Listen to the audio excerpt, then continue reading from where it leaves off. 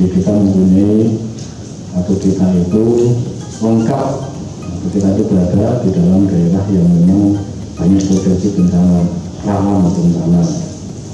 Sehingga kemudian sebagaimana dia mengatakan dalam pembukaan bahwa negara melindungi segenap masyarakat daerah, masyarakat Indonesia termasuk daerah istimewa Jakarta, implementasinya di tingkat daerah, tentu ini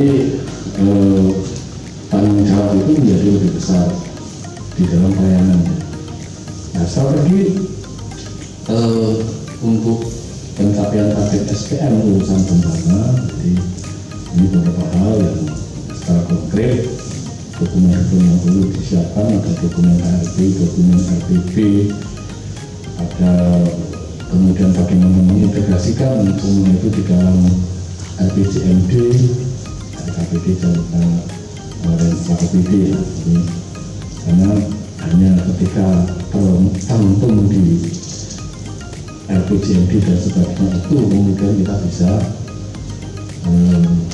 mengakses sumber daya. Jadi tadi kalau kemudian ada catatan tentang misalnya tren kejadian bencana di daerah istimewa Yogyakarta selama 5 tahun terakhir, baik jenis bencananya, kejadiannya, itu ibaratnya sebuah diagnosa, ini sebagai sebuah analogi atau perumpamaan. Itu kita akan bisa nantinya membuat resep yang lebih presisi, lebih jitu, manakala diagnosanya juga lebih detail. Misalnya dari kejadian bencana dan trennya tadi itu, misalnya kita dalami sampai dengan di mana lokasinya, kemudian kalau ada kerusakan kerugiannya seperti apa, catatan singkat dari kronologinya seperti apa. Kira-kira kemudian faktor kalau penyebabnya ada misalnya, tetapi kemudian apa kerentanan yang ada di sana.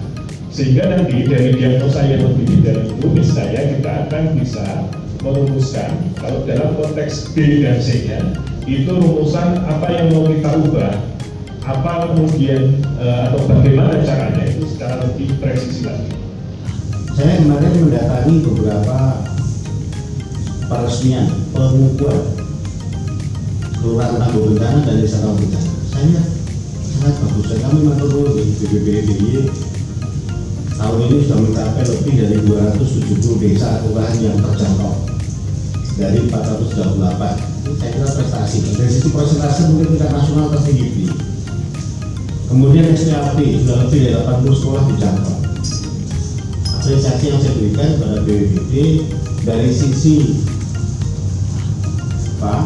pencegahan dan kesiapsiagaan. Ini dari beberapa periode ini sudah bekerja keras. Dan tidak mudah karena saya tahu perubahan itu kita alokasikan 12 desa dengan waktu yang sangat mepet, dengan SPD yang super rumit. Ini contoh-contoh lihat belum BPBD membuat panduan SPD itu yang sederhana. Pokok aspek formalitas terpenuhi, substansi terpenuhi.